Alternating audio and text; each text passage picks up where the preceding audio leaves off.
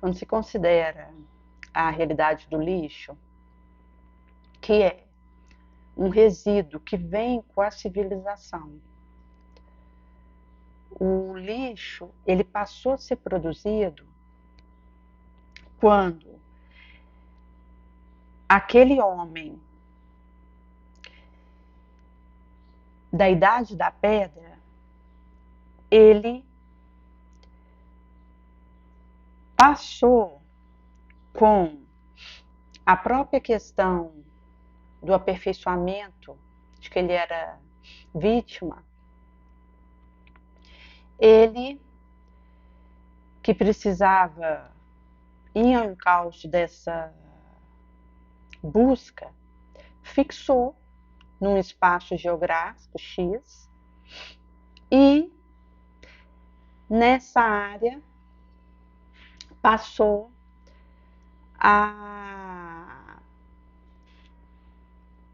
precisar armazenar recurso. Ao que ele plantava, percebia que precisava guardar para um período que a terra não retornaria da mesma forma. E com isso,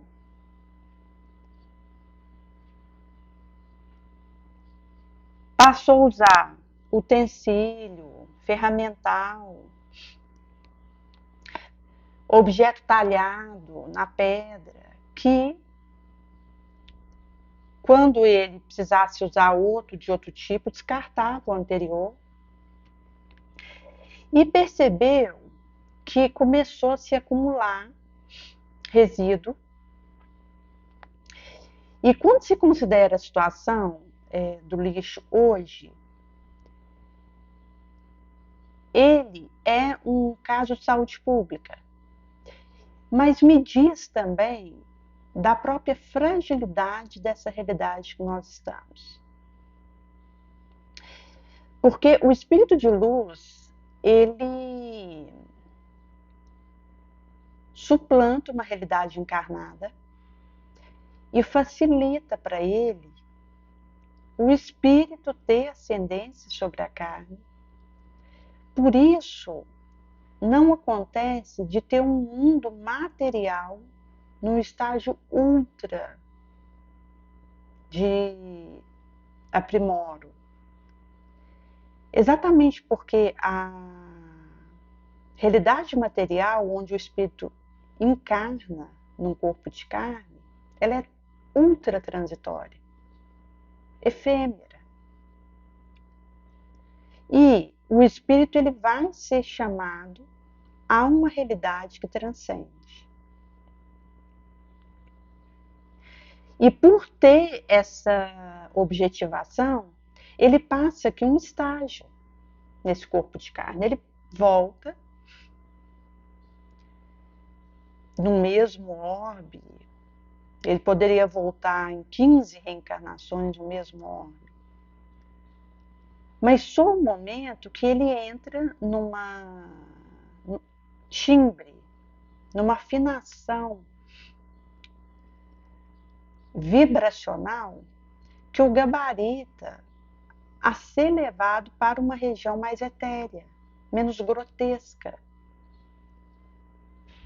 onde a realidade de um lixo material não existe, até porque o espírito ele per si faz aquilo que ele precisa, ele se desencube do que seja necessário, sem precisar deixar algum fragmento, algum lixo em torno de si.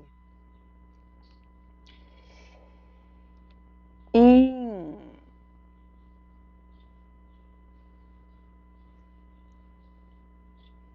o Evangelho segundo o Espiritismo, no capítulo 5, item 16, vai dizer da relação que isso tem com o suicídio e a loucura.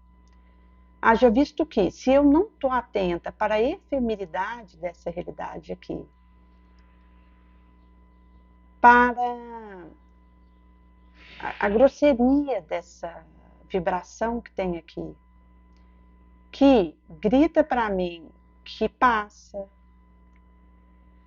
que é uma realidade para um instante, haja visto que uma reencarnação aqui de 80 anos é um sopro na eternidade. Eu acabo tendo um apego com uma configuração daqui que faz com que eu possa buscar a fuga e até a saída pela porta espetacular do suicídio, por acreditar que o nada me espera, que aqui se encerra a minha realidade, que é esse quartinho grotesco, enclausurante, a única verdade. E daí que me leva a uma omissão moral, a uma evasão moral, a uma covardia. Daí que a abnegação, a renúncia, o desapego fortalece contra o suicídio, porque abre para mim a perspectiva de uma realidade que não está aqui, do qual isso aqui é um ventinho, uma brisa que passa, ou uma tempestade. Haja visto essa realidade de mundo de prova e expiação que ainda é esse órgão.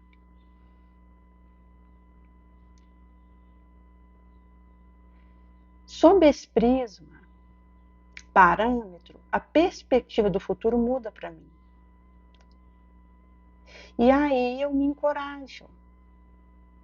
Eu posso absorver a esponja da intrepidez, da pertinácia.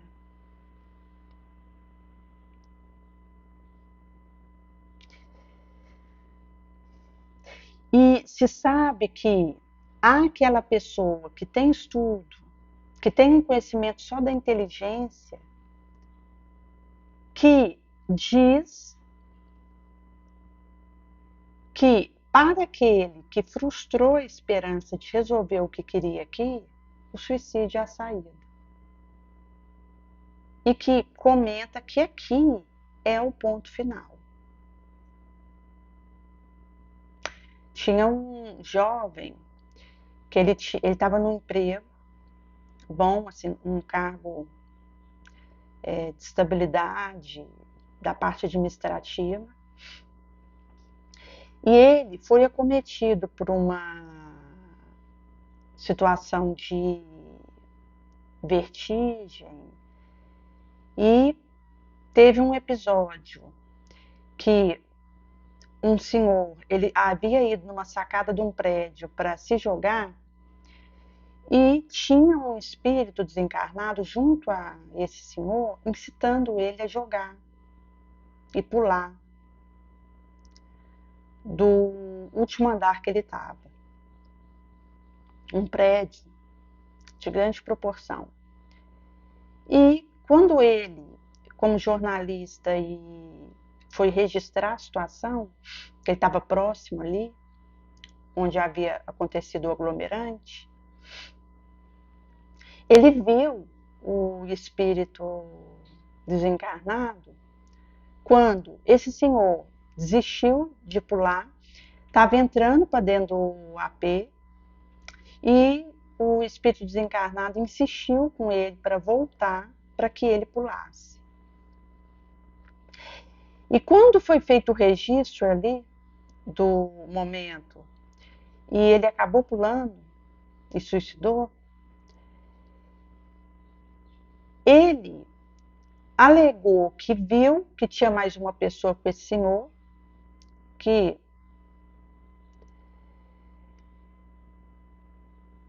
na polícia seria responsabilizado por esse senhor ter se jogado.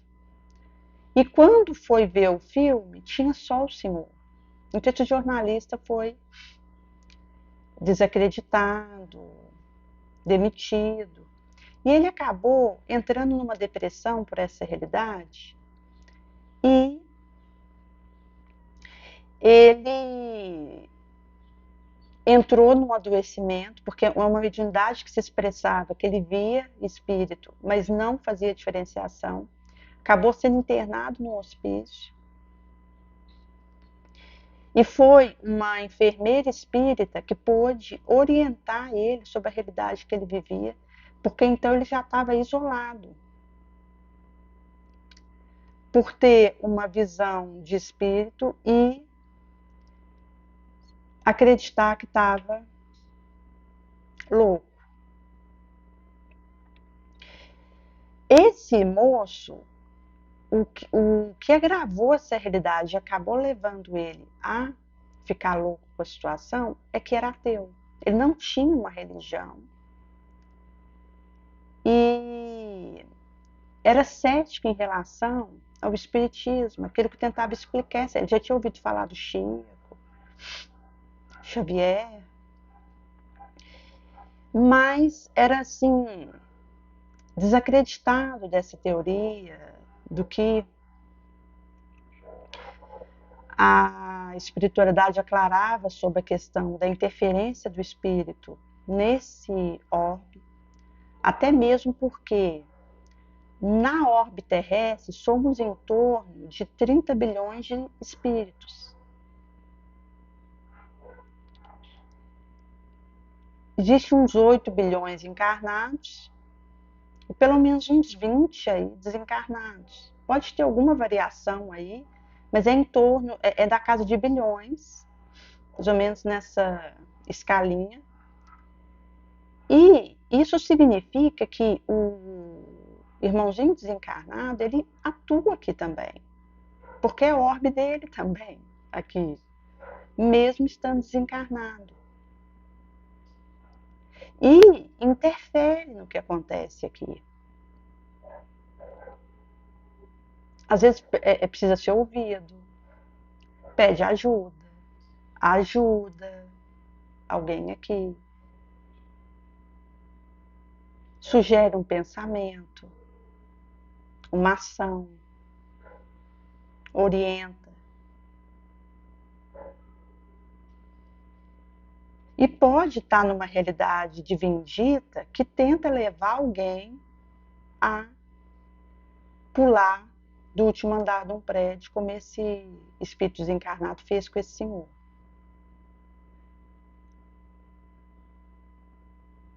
Daí que, pelo fato desse moço ele não ter uma credulidade para se abrir à situação, apesar de ser inteligente, estudado, um excelente profissional na área que ele se propôs, ele acabou sendo vítima da própria incredulidade diante da manifestação de visão que ele passou a ter, que precisava ser canalizada, que isso é débito, isso é algo que chamava ele a um compromisso para direcionar essas energias, essa força. E ele é tomado por essa realidade e internado é que ele vai passar a ter contato com esse conhecimento. Daí que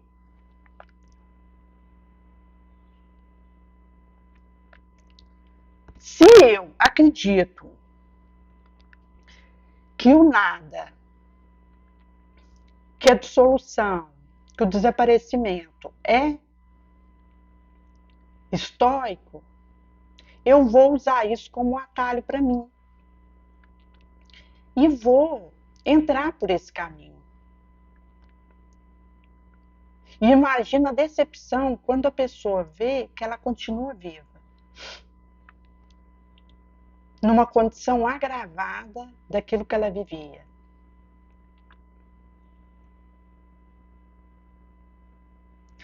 Daí que, se eu divulgo uma ideia de que aqui é tudo, que eu devo me apegar a um dinheiro, que eu devo me apegar a uma moda, que eu preciso ir em busca do carro do ano, que eu preciso priorizar a aparência, seja com uma casa, seja com meu físico, que eu preciso tomar e agrupar para mim, no meu cofre. Isso é um incentivo ao suicídio. E quem levanta essa bandeira e defrauda esse estandarte se torna responsável por esse ato nefando que o outro venha praticar.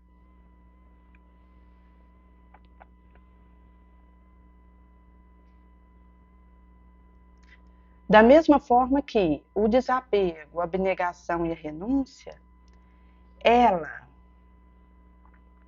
vai estimular a intrepidez moral.